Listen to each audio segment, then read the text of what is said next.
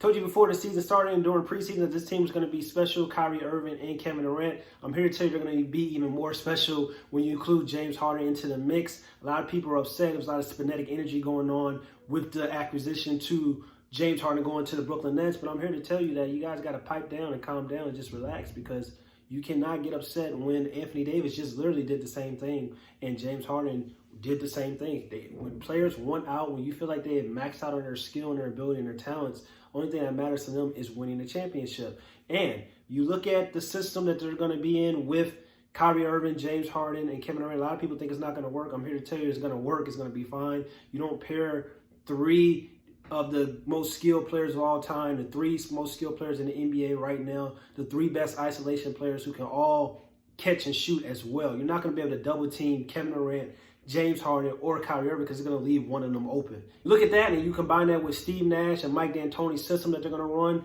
They've been basically running a Golden State Warriors system that's spread the ball out, pass the ball movement, and then a combination of that and Mike D'Antoni's system with isolation and allowing Kevin Durant and Kyrie Irving to kind of exploitate their matchup if they find a look that they like and basically go one-on-one and get to the rim or create off the dribble and shoot over them or whatever they want to do. So they're going to add James Harden along with that. And a lot of people keep saying, who's going to be the third option? Because it kind of has to be Kyrie Irving, because Kyrie Irving isn't better than James Harden or better than Kevin Durant.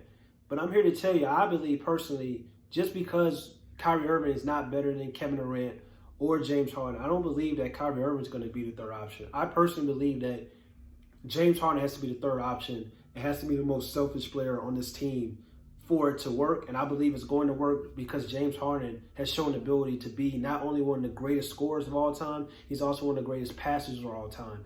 James Harden, 2017, playing the point guard position, averaged a career-high 11 assists per game. So James Harden having the ball in his hands and facilitating and run the offense, his ability to get to the rim, slashing ability, drawing fouls, which is a skill. You're not going to be able to stop him getting to the rim. And now, if the defense collapses, he can kick it out to Kevin Durant and kick it out to Kyrie Irving or Joe Harris for an open three and an open shot. They're going to run a four-out, one-in system, probably with DeAndre Jordan a lot of times. And then you can even play the pick and roll, a two-man isolation game on the side of the court, left or right side of the court, if you want to. Having James Harden now is going to open up so much of the offense for everybody else, because it's like you can't, like, once again, you can't double team any player. You can't double team Kevin Durant, you can't double team Kyrie Irving, you can't double team James Harden, because they are so lethal. This combination is going to be must-watch TV, and it's going to be extremely fun and extremely dynamic. That's why I also believe that it's no excuses for them not to reach the finals. People in the media are talking about, well, they may not reach the finals because of chemistry. With this talent that they have on their roster, there's no excuse for them not to reach the finals. I saw LeBron James take Jeff Green in 2018 as his second best player in the playoffs, even though Kevin Love was struggling. Jeff Green was the second best player in the playoffs. I saw him take that roster to the playoffs, not to the playoffs, to the finals. You know, so it's no excuses for Kevin Durant, Kyrie Irving, James Harden not reaching the NBA Finals. And once again, this is not the first time that we've seen the Brooklyn Nets do this. They did this with Kevin Garnett, Paul Pierce, and Jason Terry. They kind of traded their whole entire roster, traded their future away, draft picks and stuff like that. And unfortunately, it did not work out. There's no, everybody is so upset and frustrated, but it's like, it's no guarantee in basketball that when you look at health, when you look at, situations, you never know what's going to happen. If you look at the Toronto Raptors, nobody thought that Kevin Durant was going to get hurt during the playoffs and then come back and then re-injure himself as well.